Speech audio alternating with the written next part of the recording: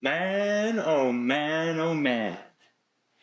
It's been a while since I did this type of recording. But I think it's appropriate to do this type of recording because today we're talking about Bandai's newest card game, the Gundam Card Game, or the Gundam TCG.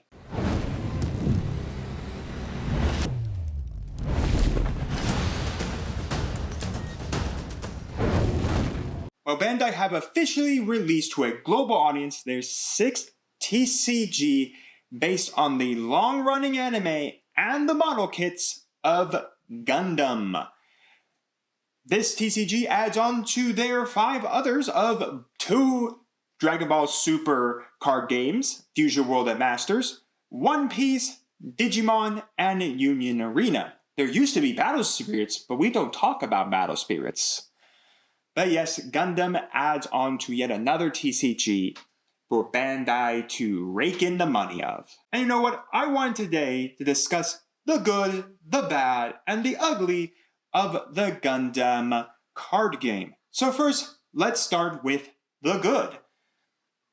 Overall, the game is fun. Now, this is coming from someone who's only done the starter deck event. I have yet to actually play a real game of Gundam the card game, or done anything else. I'm, of course, at the time of this recording, my local shop of Bulldog Community Gaming, LLC, will be doing 2 of the booster packs sealed events. Get 4 packs, build a 30 card deck, no color restrictions. So, I'm planning on doing that, and then after that, I will officially begin playing actual physical games of the Gundam card game. So, take this all with the fact that I have not played an official game yet, but the starter deck battles pretty much just give you the entirety of the game. It's just that real games would play with the mobile suits and the cards from the first booster box, I guess I should say. So anyways, the game is fun. It's fast-paced, it's quick, it's got a lot of back and forth combat with your Gundam suits going your opponent's Gundam suits. And I will also preface this, I have seen actual gameplay of the game thanks to the Eggman. I've watched a lot of his live streams where he was doing testing and stuff like that. So I do have a good grasp of the game from that as well. But yeah, it's just lovely fast-paced. It's quick to play, easy to pick up. It's basically a good way for anyone who's never played a TCG to pick up a TCG and play. There's not a lot of complications with having to do specific deck styles or understanding how a mana system works or understanding of rulings like Yu-Gi-Oh! And right now, it's just a great TCG for someone's first foray into this area. And of course, I will say this, it's not like great to get you out of other forays. It's not going to get you into like Magic the Gathering, Yu-Gi-Oh!, Pokemon, Star Wars Unlimited, Neopets, One Piece, Digimon, but at least in this Bandai nature, you at least can pick up little things here from the Bandai card game and see how it was amalgamation of other games like One Piece and Digimon and Union Arena and the True Dragon Balls. So you can definitely see Bandai's got a little bit of their other games' influence in the Gundam card game. Another thing I like is the resource deck. Typically in other games like Magic and Star Wars Unlimited and Lorcana, your resources have to be baked into your deck, i.e. Magic, you need lands in your deck. So some of your deck has to be lands so that you can cast your spells. In Star Wars Unlimited and Lorcana, the cards are your resource. So you draw your hand, you start resourcing the cards you want in your hand. Lorcana is way more stringent on what can actually be resourced. You actually have to see that little symbol in the cost area to be an inkable card, where Star Wars Unlimited, everything is literally a resource. Now, while those are still good because, again, it turns everything into, like, monolith energy, that's kind of the same here. You have a resource deck of 10 cards, and these 10 cards, every turn you flip one over. I believe this is the exact same as One Piece Dawn, but I've never played One Piece, so if that is correct, let me know down in the comments. But yes, so you flip one over each turn, and that is your resource, which you can use to pay for your mobile suits. But the resource area doesn't just also count as your way to pay your mobile suits, it also counts as your level, which I think is really, really neat. So mobile suits have 2 actual things on them. They have a 5 or a level and then a cost. For instance, OG Gundam from the first starter set is a 5-3, meaning that you need to be at 5 resources with 3 and then pay 3 to bring him out. So you have to have 5 active resources to be level 5, and then you need to pay 3 to play him. And which is really nice. Everything in the game has a level, from the mobile suits to the pilots to your command cards that can also be pilots as well, and then to your bases. So overall has that. So I really like it that for a first-time player who's not certain about what do I resource out of my hand for, like Star Wars Unlimited, or what do I resource for Lorcana, or building a deck around lands and magic. It's really easy because this is a separate deck. It's a deck that's right here that no one can affect, no one can do anything with, and you can play it. Another good thing about this is the EX resource, which makes going second in this game a lot more popular. Typically, depending on your deck, depends on if you want to go first or second. A lot of card games would say that first is better, especially for combos and setting up your boards and doing this and that, while other games would say second is a whole lot better, so that you can counteract your opponents. Or maybe your deck is built to go second. My deck is built to go first. So that very interesting dichotomy of building your deck here. So in this game, going second gives you an EX resource. Not only can you use it to pay an extra cost, it counts as one of your levels. So by going second, by having this disadvantage in a way that your opponent will be able to start playing out mobile suits a little faster than you.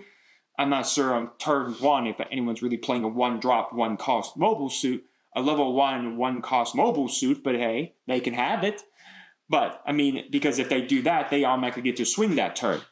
So it does give you that chance, but we're going to talk about it because I think the EX resource is definitely a double-edged sword that Bandai is standing on. That it's good, yes, especially for going second so that you can get a little faster into your plays. Definitely does make the game feel like going second is the meta. That's where you want to be. You definitely want to be going second in every single one of your games.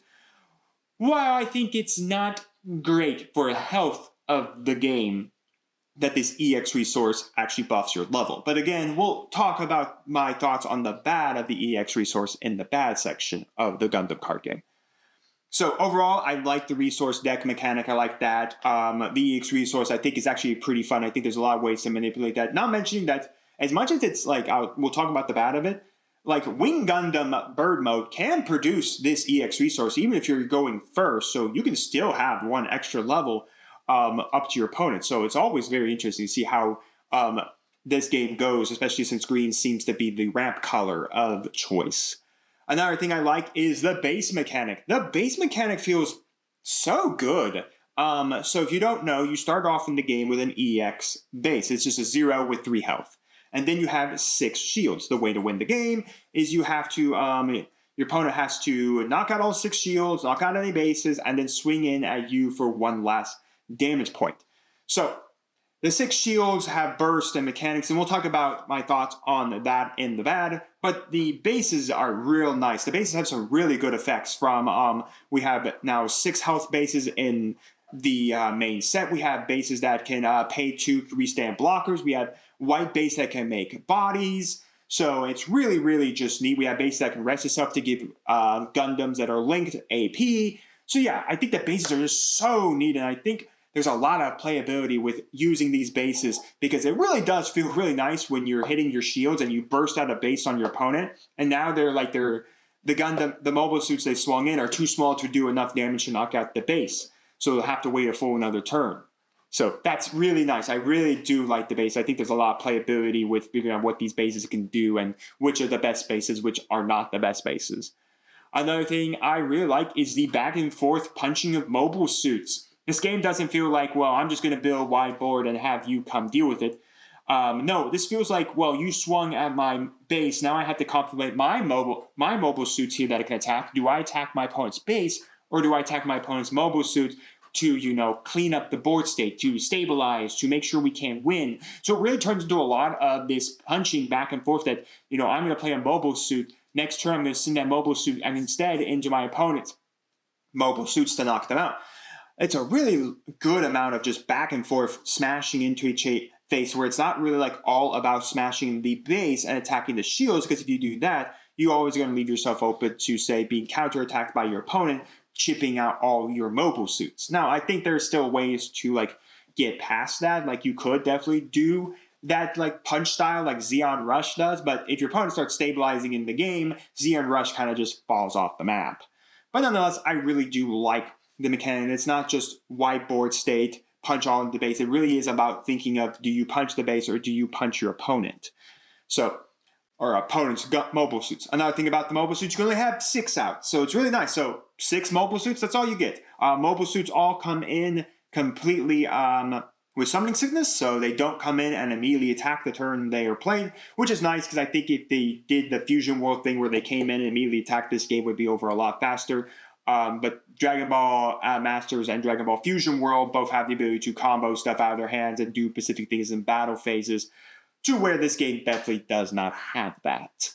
But still, 6 mobile suits, you think it's quite small, but the easy thing to do is, if you're going to be constantly smashing in your opponent's mobile suits, you may only have like 1 or 2 mobile suits up at any one time on the board state. So it really is interesting. Like, yeah, you're limited to 6 mobile suits, but a lot of times you're not going to have 6 mobile suits on your board. You're going to have maybe 1 or 2, because most of them are going to be sent at your opponent's mobile suits to knock them out, so that you could stabilize on your side of the board and keep your opponent's side of the board at 0 while you keep a bigger presence. So I think that's actually pretty nice, the way the game is set up with mobile suits and all that. Another thing I like is linking pilots. Yes, a very interesting mechanic that I think is very, very cool. So in the game, there are a majority of mobile suits, not all mobile suits, but a majority of mobile suits have a linked pilot mechanic, meaning that you need the specific name of the pilot to play under that mobile suit, and then you can link it. Now, these are usually like the pilots from the animes, like the OG Gundam RX-87O, I think is the full name of it. It's piloted by Amuro Ray. I probably got the first name wrong. Apologies to all the Gundam fans out there. Then you put them under that, and you're linked it. So all the mobile suits in the bottom corner will always have a linked mechanic attached to them to who they can link to. Not every mobile suit links at all. Some are just blank. Every mobile suit can be piloted. That's called pairing a mobile suit, and some mobile suits have effect by being paired. But definitely linking the mobile suit feels the best, because you ignore the summoning condition. If you play a mobile suit out for the turn, it still has summoning sickness even though you slip a pilot under it. You're just pairing them together. That does not remove the summoning sickness. It just pairs them. So if you got a pair effect that you want to activate that turn, you can activate it. Typically, I wouldn't say to do that until your next turn, when your mobile suit can actually swing and do something. And just stand there and look cool. But yeah, so the linking pilot thing I think is really fun, because at that point you can drop your mobile suit, link it with your pilot, swing on your opponent's base or knock it out. Or they have a big mobile suit on their side that's risking to destroy your shields, or risking to knock you out for a turn, or set you back. Like, okay, well, mobile suit link, knock out my opponent's mobile suit before it does any more damage, or anything like that. Like, say your opponent's got a mobile suit, they knocked out a shield, and let's say they dealt 1 more damage, knocked out your base, and then 1 mobile suit knocked in your shield, and you bursted out another base. Well, you know for a fact that mobile suit is able to destroy my base without any questions. Well, if I got this linked pilot, I can play this, knock out my opponent's mobile suit, because his other mobile suit he has can't actually do enough damage to knock out my base. So I'm stabilized, at least for this time. It also is really neat because this could be the way you end the game. Again, to end the game, you have to get that final chip damage. And from what I've seen and heard from like what Eggman said, it does feel like to get that final chip damage sometimes, it feels a little hard, because at that point you guys are just bashing in mobile suits, and it's not easy to keep sometimes mobile suits standing up on the board sometimes. So you might not be able to get in that last hit of damage you need on your opponent to win the game. So the ability to link your pilot, play out mobile suit, link it, and go for game feels really, really good. Like, I have this pair right here, right now. I've cleared everything. There's no blockers. Bam, bam, game. Shake hand and GG's. Really good just feel right there. Now, it's not going to be good for your opponent, but you know what? You got the pilot. Most decks are only playing like 8 pilots at max, so the chances of you seeing your pilot at a first 5 cards, but maybe late game, is actually pretty nice. So it'll be I think it's actually going to be quite fun. It's a little sacky, but I think it's actually quite fun to go like mobile suit, link, swing for game. I think that's actually pretty fun overall. But yeah, so that's all my good thoughts really about the game. It's fun, it's fast-paced, it's easy to pick up. I like the resource deck. The resource is really good. The Link Pilot stuff is really fun, but again, I forgot to mention this. That is also another double-edged sword, and we'll talk about the other edge of that sword in the bag, because I think there is a thin line that Bandai needs to walk to make that mechanic not broken. But yeah, overall, it's just a lot of fun. The bases, the cards, the way the mobile suits come out, the back-and-forth combat. It's just really, really fun to play. Highly recommend if you can get your hands on it. Try it out. Maybe you got a friend who goes to locals. Just have them borrow a deck. My plan for the game was to build 2 decks, and that was kind of it for me. Like, build 2 decks, go to my locals, have some fun. Heck, just build a couple of janky decks. Who cares? I think anything really can win right now in the card game. As long as you play the right mobile suits, you deal with your opponent's mobile suits in the right way. I think there is some ways that some, like, lesser decks with maybe not as so, like, the best LRs in the set can actually win. So that's all the good. But unfortunately, card games don't come out in perfection. Nothing comes out in a perfect state. We do need to talk about the bad. What is bad about the Gundam card game? Let's talk our 2 double-edged swords. The EX resource and the linking pilot. First, the EX resource. While it is good that when going second you get this EX resource and it does help buff your level, that's the problem. Buffing your level. Which means that you and your opponent are not on the same grounds in the fact of resources. Your opponent, you going second, are actually always one higher than your opponent. And most times in this game, your opponent on turn 1 is not going to play anything. They're going to get lucky if they can even play a mobile suit at all. They may play nothing. Right now, there's not like a few mobile suits that are 1 drops, 1 costs. But you're 2 level 2, and there are some good level 2 1 drops. Zaku 2, Jim, those are some really good like 2 drops. Level 2 1 drops, and they only cost 1, so you don't even need to burn your EX resource. You just burn the 1 normal. And talking about the linking the pilots, OG Gundam from Starter Deck 1 is a level 5 3 cost mobile suit. Well, I'm at 5 energy, 5 resources, 4 normal, 1 EX. I throw him down, and then Armor Array only requires 1. You know how many resources I spent, kids? 4. That is the normal resources that I had up on the board. So slipper right under, link pilot attack. Yeah, so going second in this game is pretty much the meta. Win the die roll, go second. Win the die roll, go second. Sure, there might be decks where you don't want your opponent to go first, like Zeon Rush. You definitely don't, if you win the die roll, and maybe your opponent definitely has Zeon Rush. Well, you definitely don't want them to go second, because they'll just start Zeon rushing you, because they'll throw out Zaku 2s on the board. Well, I clearly didn't want to go second. So that's like the thing that could counter, like, decks maybe want to go first. You definitely want to force decks that have to go second, but I feel like almost every deck wants to go second. So how do you force a decks that want to go second? I guess that's just the nature of the game now. Every deck wants to go second in this game, so if every deck wants to go second, I guess winning the die roll really will matter. If every deck wants to go second, no deck will want to go second. I tried to do the syndrome quote about superheroes, not there be no more superheroes, but I don't think it worked out. Yeah, so, yeah, it feels sacky because at that point you're not really burning the resource, you're just using it to level. Now, again, it kind of matters. I think there are people that say when you should burn the resource early or burn the resource late.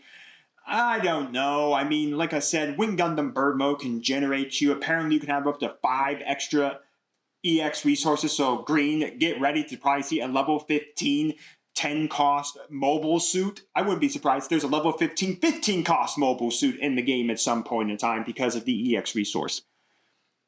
So yeah, it doesn't feel great. I get why it's there. I get why going second would be more important, but I mean, technically, I already draw first. I mean, both players draw first in the game, but technically when going first, there's not really much to play out on my turn 1 play, and when my opponent goes second and they can start playing stuff out on their turn 1 play, it feels sacky. So, how do we fix this? Easy. The EX resource does no longer counts for your level. The EX resource is just there if you need to pay for a mobile suit that happens to be higher than its level. I.e., you have a level 4 mobile suit that costs 5 resources. There you go. You bought it. I don't think I've ever seen that in the game yet. Most mobile suits are always under their level for cost, or they're exactly the level of cost. Take Wing Gundam 0 from the set is a level 8 cost. So technically, second you're at level 8, you're at 8 costs. So you can do that. Or you could play it on turn 7 because the EX resource, even though you would burn at that point to pay for him, is still counted, because technically how the game works is that you put down the mobile suit, then you pay cost. So at that point, the mobile suit still recognizes that you're at level 8, not at level 7. So, little neat little concept there. So, I don't know, maybe there could be a chance that there's mobile suits that are higher cost than their level. I doubt it, because at that point, why would you have a level 4 mobile suit that costs 5 when I clearly can't play a level 4 mobile suit that costs 5? Everything kind of feels like it's either at your level requirement, so it costs the same as your level requirement, or it costs under your level requirement. That way, then you can also link up a pilot under it, because pilots are mostly just one cost, usually at one lower level than some of the mobile suits. So, yeah, I mean, that's okay, but I don't know. We'll definitely have to get, like, games. I don't think one set for starter decks is suddenly going to break the EX resource. We don't have really enough data. I mean, Bandai has shown off we're going to be doing a championship series for it. So congratulations for Bandai already starting the locals, already starting competitive play already. So congrats to them. Give them data to see whether or not the EX resource does need to be nerfed. Again, we might have to wait for a set 2 and 3 to really see how things go. Because like I said, I think with Green's ability to ramp, and maybe there could be a chance that Green gets a level 15 cost Gundam. I'm not sure what it would be. Maybe another Wing Gundam, but I'm not exactly sure just yet. We'll have to see. But the easiest method to fix that issue, 100%, the EX resource no longer counts for your level. That's an easy retro fix. Let's talk about the second double-edged sword in the game, linked pilots. So, typically, every mobile suit, like we said, comes out with summoning sickness unless you link that mobile suit with its specific pilot. Remember, every pilot in the game can still pair with any mobile suit in the game, but the pair doesn't ignore the summoning sickness if the mobile suit was played that turn. Linking does. And now, right now, set 1 in starter decks, it feels good. It's not broken just yet. It's not broken. We don't have, like, a whole lot of things. We usually only have, like, a spare few Gundams that all need a specific, like, pilot, or in some cases just a pilot with a tag in it. Now, again, like I said, not every mobile suit in the game has a linked pilot. Most of them are just blank, so you'll just be playing them out to swing in. But the problem arises once we get more sets. Again, we're only in one set. The first set has no more pilots printed of the 4 of the pilots from the first deck. So, for instance, starter deck 1 comes with Satellite? I don't know. You can berate me down in the comments. It's the girl from the Witch from Mercury series who pilots Aerial Gundam. And then you have Armor Array.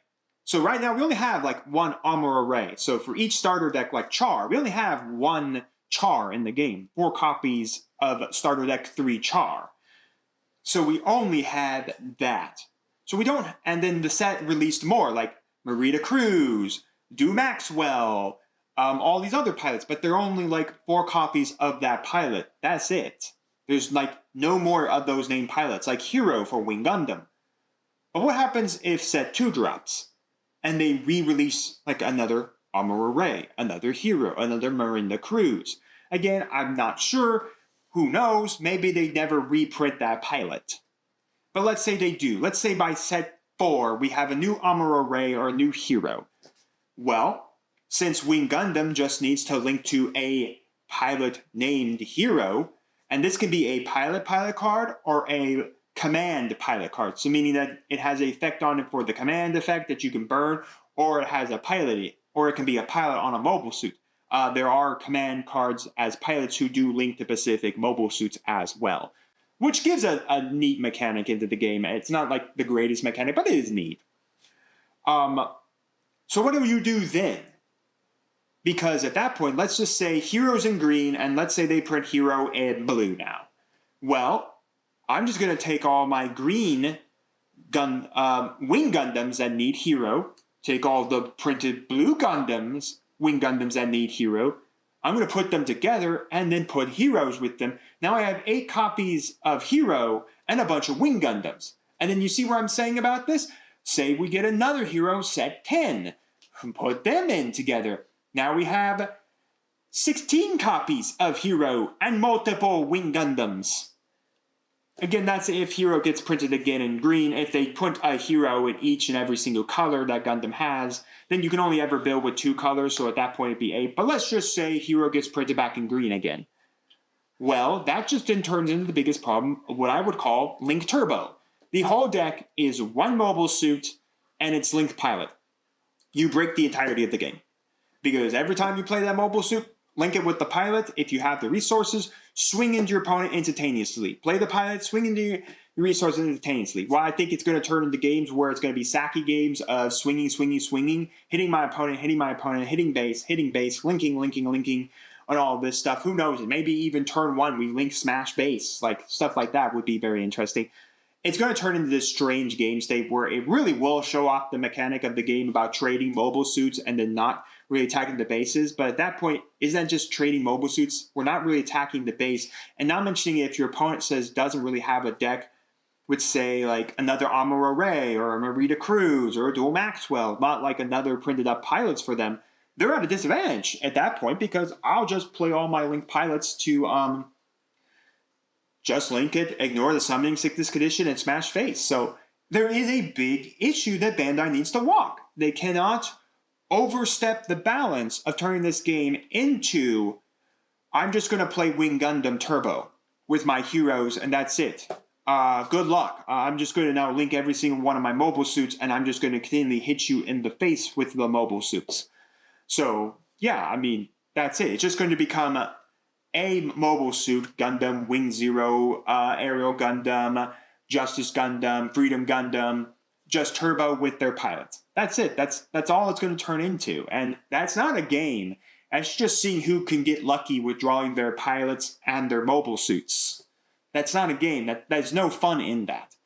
So Bandai needs to walk that line without breaking. That's why I say it's like a thin line, because right now it's not broken. Yeah, it can be sacky. Like I said, it can be sacky that you lose to a Link pilot to your final attack. But I think that's actually kind of fun. I think that's a great way to say that, well, I saved up everything I needed. Maybe I'm just missing that pilot. I top decked that pilot. Bam! I won top deck for days.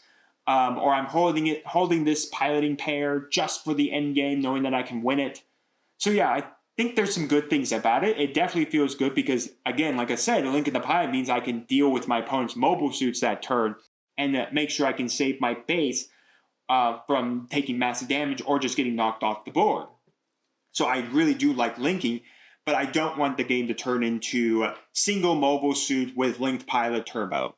So I really don't want the game to become that. And how do we fix it? I think Bandai, the easy way to fix it is that Bandai restricts pilot names in official rules, i.e. Amuro Ray. So let's say Amuro Ray gets printed in blue and Amuro Ray gets printed in green. Well, I can still play green-blue OG Gundam Amuro Ray Turbo, but Bandai comes out and says you can only include 4 copies in your entire deck of any specifically named pilot. Amuro Ray, Kai, Hero, anyone like that. Marita Cruz, Dual Maxwell. So that could easily fix the situation because then there wouldn't be this issue of everything. There wouldn't be this issue of having these type of decks because I wouldn't be able to play that turbo style because I'd only be able to play 4 Amuro Ray. The other easiest method here to do is the future Amuro Rays and future OG Gundams have a specific name they can utilize. So this Gundam can be only piloted by this version of Amuro Ray.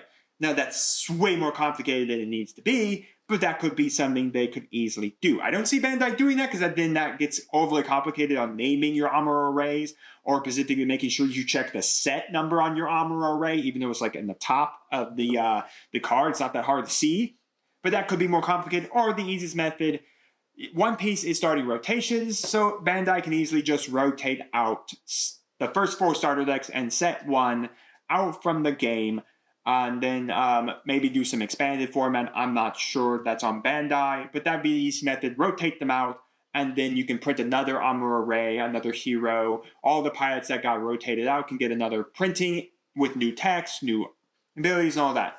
So I think the easy method that Bandai's going to take is probably just in the official rules document for deck building, you can only ever include 4 copies of any specific pilot, i.e., you can only ever have 4 armor arrays from starter deck 1. You cannot include any other armor arrays, whether they're from set 5, 10, 15, 20, 30 from now. So I think that's the easiest method for Bandai to do it. Or make the name pilot specific for specific Gundams.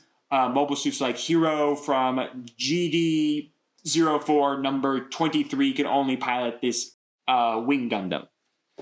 So that would mean that you could do that. Now, how does that work with the older Wing Gundams? That would then have to be heavy erratas to tell us that it can only work with this version of Hero from the starter deck. So they could do that. I know that would be a whole lot more lift than Bandai's probably going to do. And then the other option is you just rotate out the pilots and then you print new pilots of those names. So that's it. Like I said, as of right now, I don't think it's overly broken because we just don't have another copy of armor array. We'll see what set 2 drops this. If they drop another armor array, maybe it gets kind of dicey. Because then we start turboing, unless they don't print any more of OG Gundam and they just print armor arrays. Or they print OG Gundams, but they don't give him Link with armor array. They could easily do that as well. So we'll have to kind of see. It's a double-edged sword for the EX resource and the Link things, which I think are really good for the game. Are fun for the game, but definitely need to be kept in mind for balancing this game. All right, the next thing I want to talk about that is bad is that security area, your shields. Yeah, it feels underbaked. Now, the base is nice. It definitely helps with the base, because if you didn't have a base, this game would be over like that. Because there's no way to deal with your opponent's mobile suits from the shields. Unlike, say, Digimon, where Digimon you would flip over each and every single shield, or each of your security. You have your security Digimon, and they would battle out your opponent's Digimon, and if they would clash, they would die. Then your opponent would lose that Digimon. No, in this case, there's nothing like that. Your mobile suits do not die attacking the shields. And what we do have in there is the burst mechanic, where if it's showed in your shield, do something. Add to hand, activate its effect. If it's a base, play the base. And then the base actually has one problem in this game. It takes a shield. It takes your life. Now, again, that's not bad because, again, every shield that's destroyed that's a mobile suit immediately goes to your trash. So you can't get those mobile suits. So if your Wing Gundam is in your mobile suit, your Wing Gundam 0 that is useful to your entire deck is in your shields, you definitely need to find it.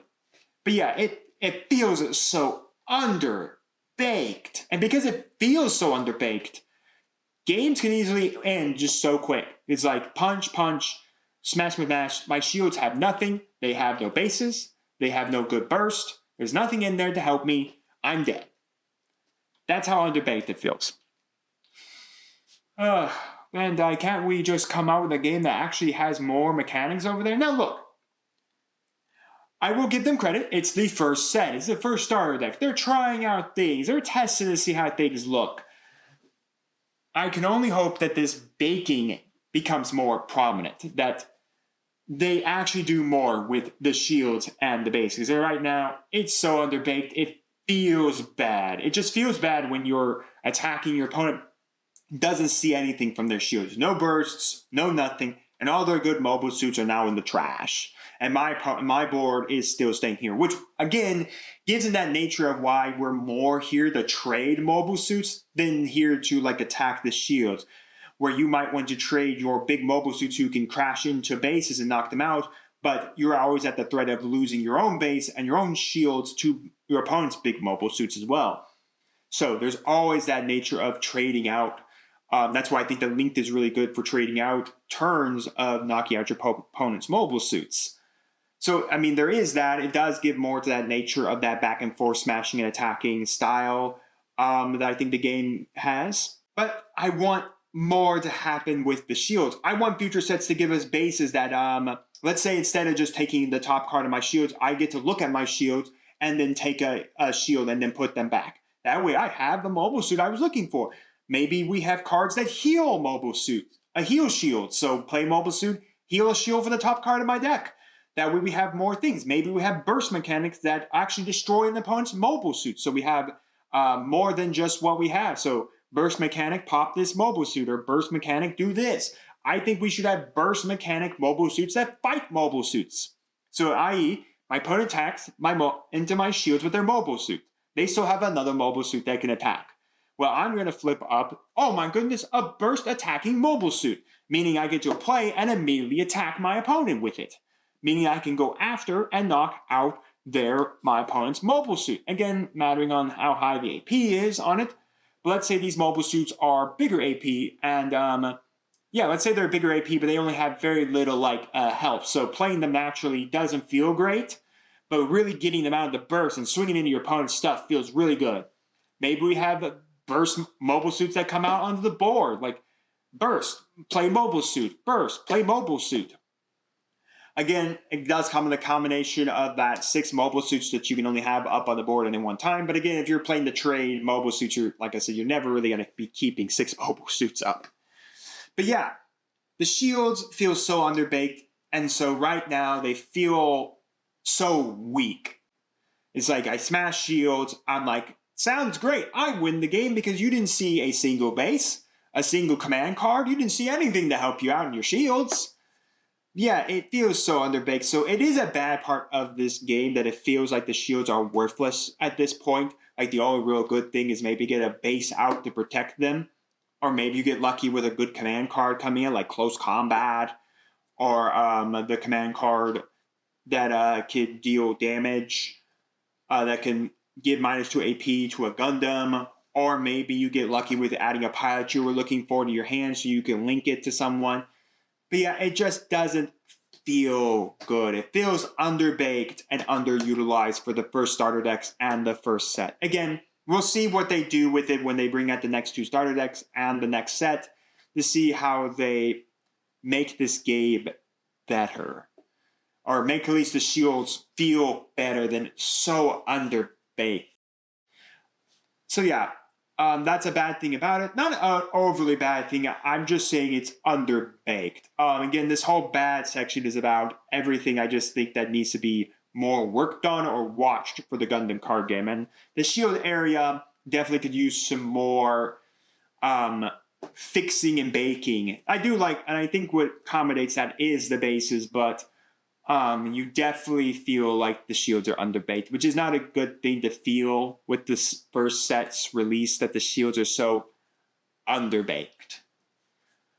Next up, let's talk about a little nitpick bad. I don't think it's the most horrible thing in the world. It's just a little nitpick bad, and I think it was just because of the starter deck event. I don't know, it feels like a lot of times you end up in top decks. Like, I burnt through all my cards, because they only start with 5, I only draw 1 per turn.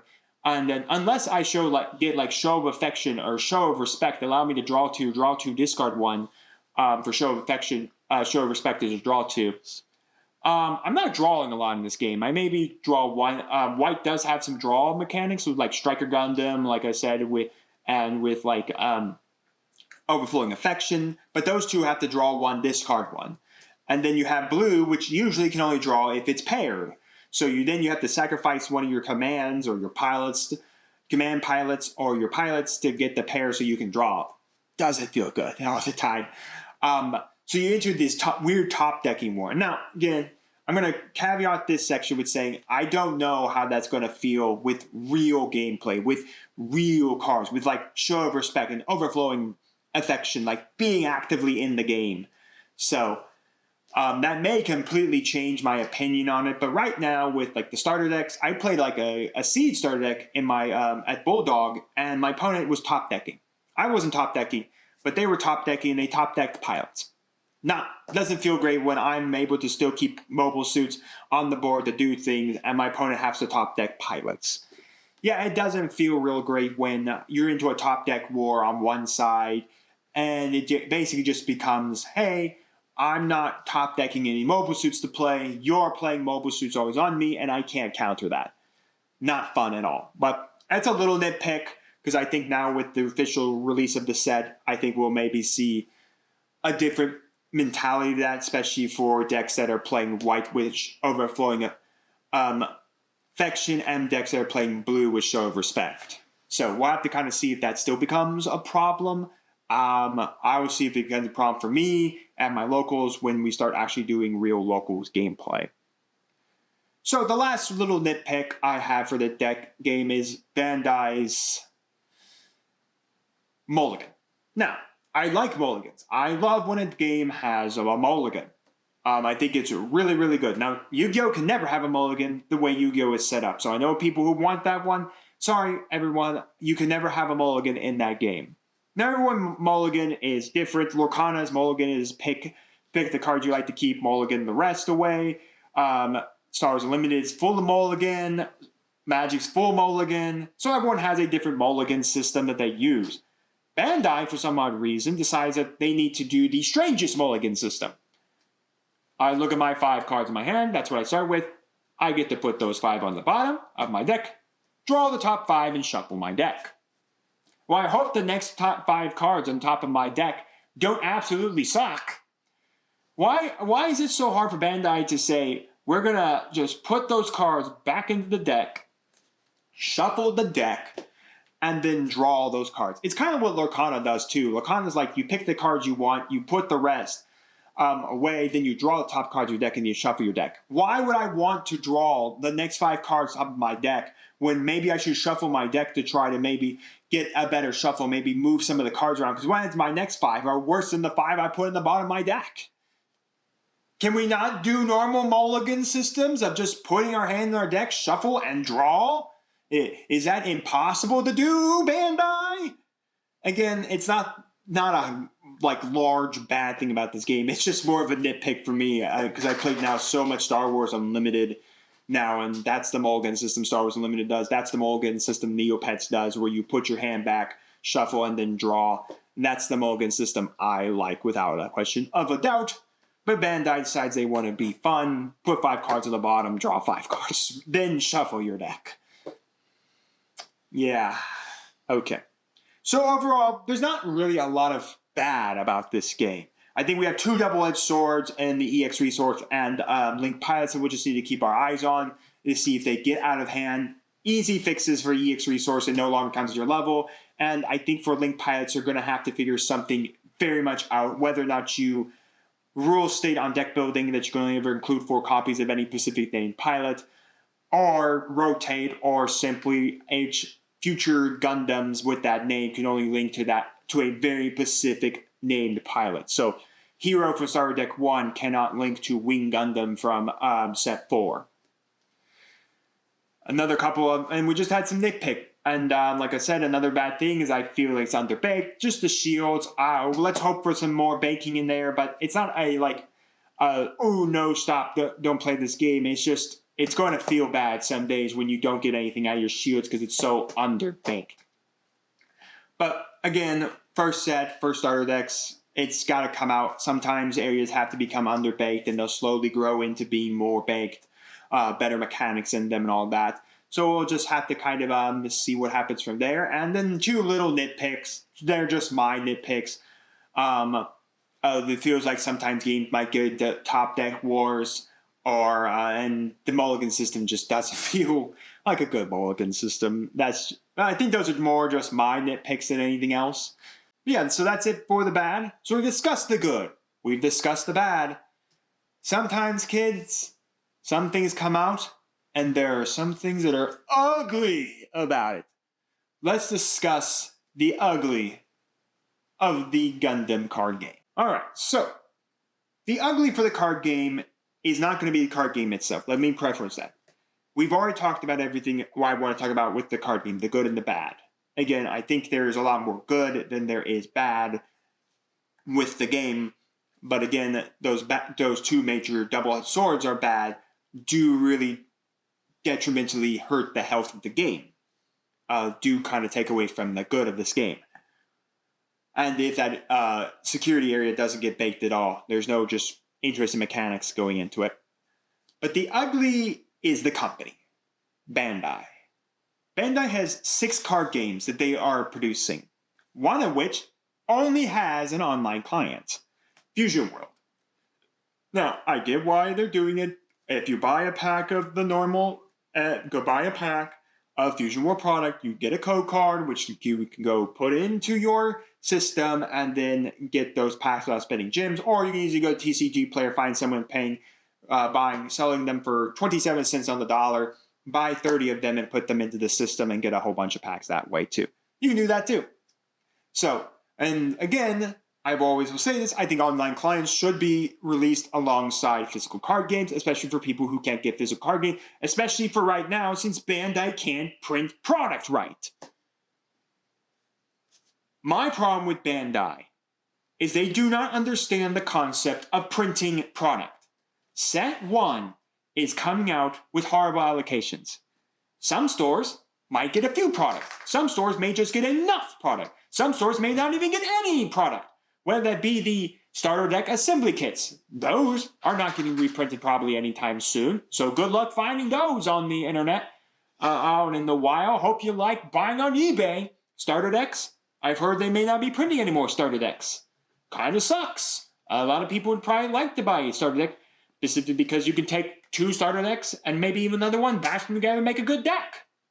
2 of the STO1 starter deck and 1 of the STO4 starter deck and bash them together. You actually have a pretty good deck you can play at Gundam. What about everyone who wants the new cards right now? All those new LRs like the Justice Gundam, the Freedom Gundam, Wing Gundam Zero, Unicorn Gundam Destroy Mode, Unicorn Banshee 02 Destroy Mode, all the other Gundams, the Kashtira, they're all locked in the set. All the other like rares and commons and uncommons, they're all locked in the set. So what do we do? Well, clearly we're not printing enough boxes. Oh well. Shrug shoulder emoji, I guess. Oh God, why can't Bandai just release a card game in a state of goodness? And you would think Bandai would know what's coming. Bandai had a beta for this. Bandai knows that Gundam is massive. A lot of people who may have never touched a Gundam card game, might be interested in because they're massive Gundam fans. People who are massive fans of Gunpla are about to get their own miniature game next year and had a chance to paint some of the models that might be in the miniature game through the Gundam starter assemblies. So you get a starter deck and 3 models that basically are hyping you up for the Gundam assembly. Those are gone. Good luck finding those. Right? Technically, you can find them in Japan. And then if you actually want the models, just go buy the things in Japan. That's your cheapest option. But you can't find them. Product? Good luck finding for MSRP. TCG players got them like $200 a box. Pray and hope your LGS is being polite. Apparently, I guess Bandai's on this tirade right now that if you report any LGS as selling boosters above MSRP, report them to Bandai so they can lose their Bandai status.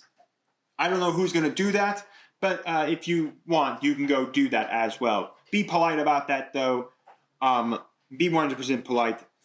But yeah, not every shop even got enough to really fill pre-orders. They had to cancel pre-orders. Bandai left all this money on the table from all this hype, from a beta version of this game that brought in more hype, to now the official release, the hype's on the internet, and they can't even print or keep product on people's shelves. Take, for instance, Gen Con. At the time of this recording, Gen Con is coming right up on the 31st of July. That is 3 days, as I'm recording this on the Sunday prior to Gen Con.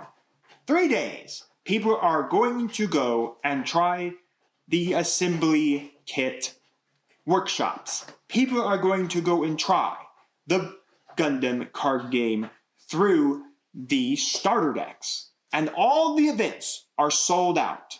All of them are sold out at Gen Con. Well, the only place you get product at that point is Bandai's HQ area, which has already put a bag fat under their product on the. If you go look at their webpage where they're selling stuff at Gen Con, quantities limited. Feels like we're entering at Lorcana, entering Gen Con. Can't wait to see the line for Bandai. Not that Bandai cares, it's money. But those people are going to be looking for those assembly kits. They're going to be looking for those starters. They're going to be looking for those booster boxes so they can open product. But with a limited quantity there, who knows if they'll get it. But let's say you went to Gen Con, you did the starter deck event, and by a miracle of something, you ended up with a couple boosters, another starter deck to complete your play set of cards from the one that you demoed in at Gen Con, and you're ready to play. Well, you go out and you play at your local gaming store. And you like it. Okay, yeah, great. Well, I'm thinking about buying another booster. I only bought 2. I'd rather maybe pull a couple more LRs. I saw that like Freedom Gundam's $40 on TCG. That is actually correct. At the date of this recording, Freedom Gundam is market pricing $40. So I'd rather maybe like pull one. So I can at least have one Freedom Gundam, or maybe I get lucky and pull a Freedom Gundam and an all-art Freedom Gundam. Because if you don't know, Bandai is really good with their booster box distribution rates, which I will give them credit for that, of 8 LRs, 2 all arts of LRs, uncommons, and rares, and then 1 foiled resource. So I'll give them credit for that. At least they are very consistent with how they release everything. At least there's also no secret rares too. So LR is the highest rare, is the highest normal rare you'll get. Normal rare you'll get in the game. So you go and you can't find it. There's no boosters. Packs are limited. Maybe even a shop doesn't even have packs to give you. So what are they supposed to do? How is a shop supposed to run these events if they have no boosters, no packs, nothing? Are they supposed to be on the goodwill of the players to pay $5 or $10 for these events? To play for what? Pride? Promos? Maybe some promos would be nice. I don't know. I know that, they do promos for Union Arena. I've seen it because my local store does Union Arena at the same time they do Star Wars Unlimited. So I've seen they've gotten promos and stuff. But I don't know what they're going to do for, like, standard events for, like, normal competition or anything like that. So, like, what purpose does someone have to really get into this game if local stores don't have product to sell, don't have product for participation, don't have any product at all? So say you went to Gen Con, but you weren't really sold on it, but now you're kind of sold on it. Now you got to your local gaming store and seen a good crowd of people play. Well, they got nothing to sell for you. Everything they got, they have to get their participation. They don't have a thing to sell you. So now you got to go on the internet and find your cards. Again, at that point, I would tell you just buy the singles. Buy the singles you want and you need. I mean, who knows what's happening? Apparently there was a second run of Set 1. Don't know where it went. Apparently only the biggest stores are getting Bandai product. Apparently Bandai product will be in your Walmart.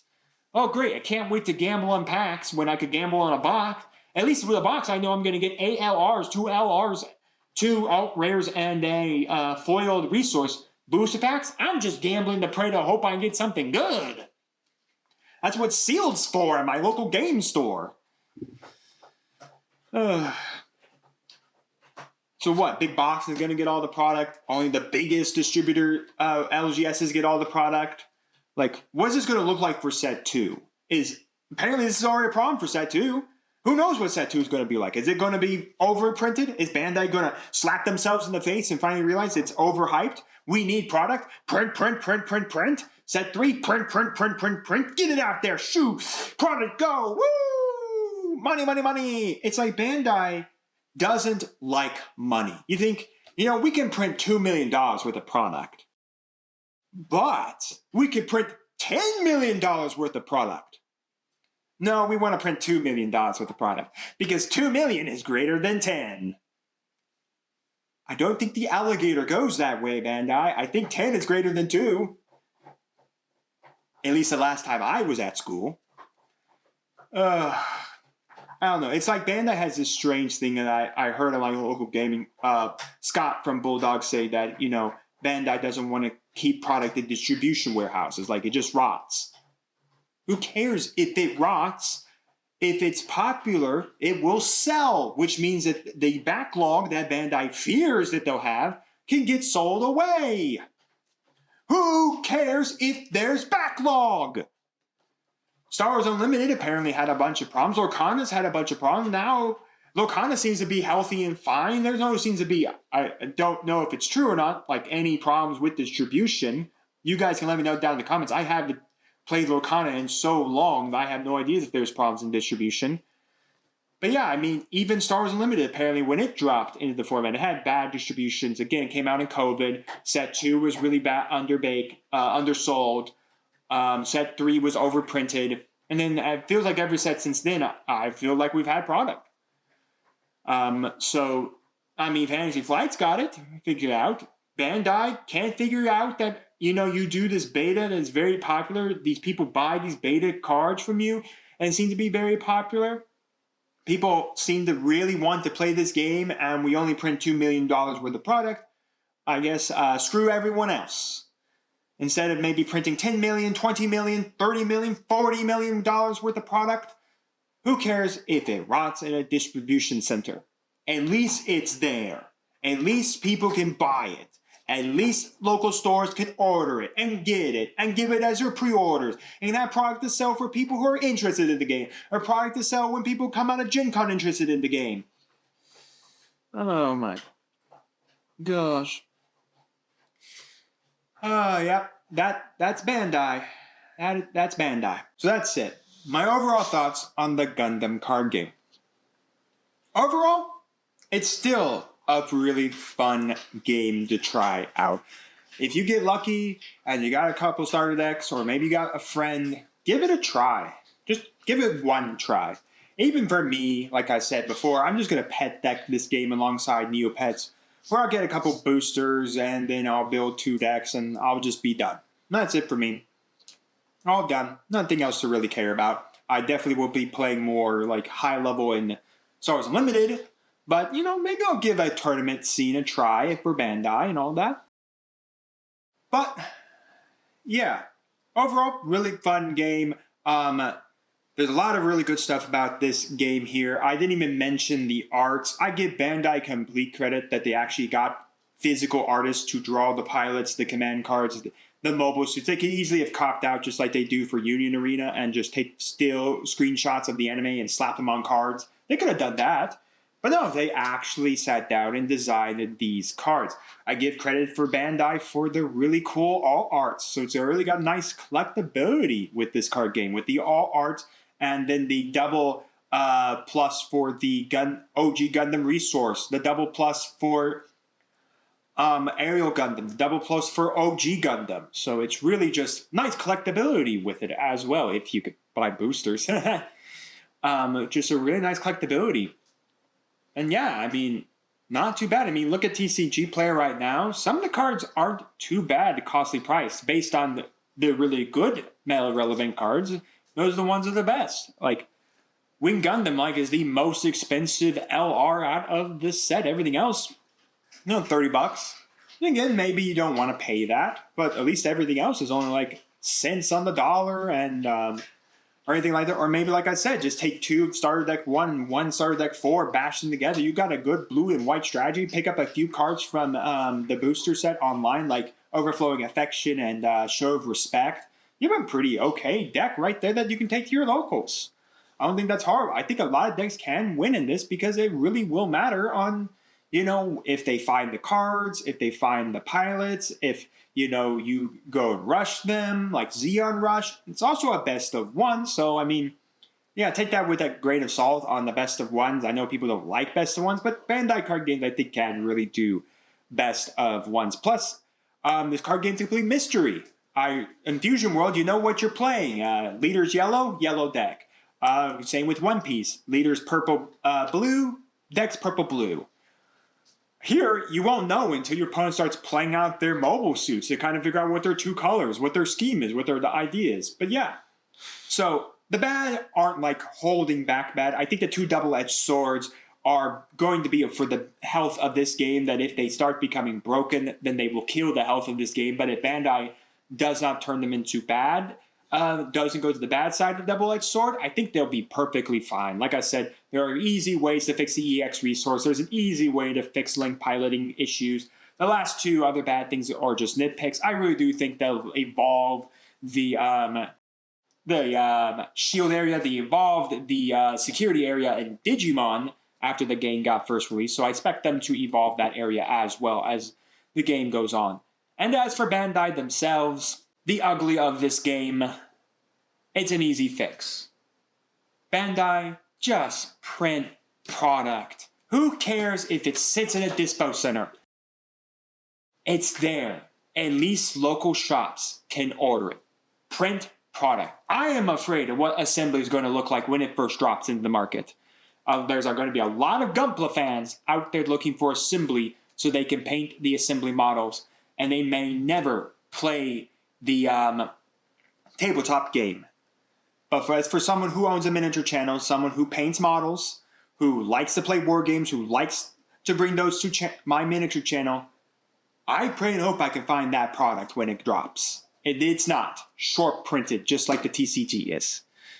So, overall, I think the game is a lot of fun. It's good. It's got great legs. It's a great starter game for you if you're in the TCG. It's a great game if you're a Gundam fan, and all of that. And I think it overlaps right now the bad. The bad, I think, that has to be watched the most is the linked pilots, but we will have to wait and see what future sets do to that mechanic.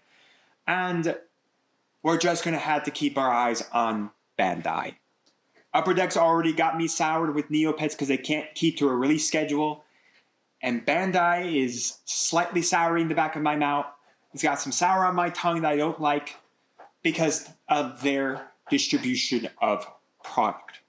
If they can get their product together by, say, I would say by set 3, if they can't get their distribution together, they harm the health of this game. And it doesn't even be the harm the health of this game from the mechanics of this game. It is the company themselves. But it's a worldwide release, so if the TCG struggles and the OCG, or Japan and the rest of the world don't struggle, then they will print money because they will not have to worry about the TCG surviving. And not mention they got successes with One Piece and Digimon and Union Arena and both Dragon Ball Super games. They can subsidize a little bit of money if the Gundam Card Game starts falling off, because they have those other products. Gundam is a huge franchise. Bandai knows it because of the Gunpla models they release. Let us hope that Bandai gets their act together and starts printing product a whole lot more. Listen, I don't know if they're going to do a third print run of set 1. I doubt it. I don't know what distribution product's going to look like for set 2. I don't know what it's going to look like for set 3.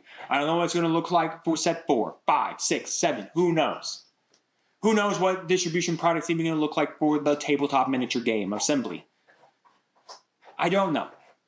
But if Bandai gets their act together, and I believe they can, they've gotten it together with One Piece, they've gotten together with Digimon, they've gotten together with Fusion World. I mean, heck, Fusion World could even release product alongside the digital client. Don't ask me why Bandai can do that. I don't know. If Bandai gets their act together, the two double-edged swords don't become problems. The shield area becomes well more developed. I think Bandai has a gold mine right there they're sitting on. It's literally just going to matter on two things. The double-edged swords don't go to the bad side of being a double-edged sword. And Bandai gets their act together. Those are the only things I think impede this game from stabilizing and becoming one of the top games right next to, say, Star Wars Unlimited, Neo Arcana, Yu-Gi-Oh! Magic, and Pokemon. So with that said, let me know down in the comments your thoughts on the Gundam Card Game. Have you gotten lucky to get product? Have you gotten lucky to try the game? Are you going to try the game at Gen Con? shout out to Gen Con. I will be there. I'm not sure when this video is going to release, but I will or may have been there. So hope to have seen you if you're a fan of the channel, or hope to have seen some good stuff from Bandai while I was there. And if you did attend Gen Con, happy Gen Con. With that, of course, and let me know your thoughts on the gameplay. What is your favorite mobile suit? I have been thinking about getting into Gunpla. What Gunpla models should I get into? What's your favorite Master Grade Gunpla? I was really wanting to look into like getting in the OG Papa Gundam as a Master Grade. I really don't know if I'm ready for my wallet to take that punch in the face, but hey, let me know down in the comments your favorite Master Grade out there. Let me know your favorite Gundam model. Which Gunpla model should I actually get for my own collection? I was thinking about maybe getting like a Gunpla model for like my whatever deck I play the most of. Like I think it was thinking about doing Air Gundam Zero, so maybe I have to get an Air Gundam Zero Gunpla or maybe a Death Stock Gunpla if they got them. Let me know those down in the comments. And let me know, if you got lucky to get any boosters. If you tried out the game, what are your thoughts over on the game? What do you think is bad about the game, good about the game, and what are your thoughts overall on the ugly, ugly side of Bandai as the owner of the game? Let me know all that down in the comments. And while you're commenting, do make sure to like the video, subscribe to the channel, and ring the bell so you can notify when my videos go live for you. I had to do it that way. I haven't done this in a while. And we'll see you here next time on Mama Dragon's TCG.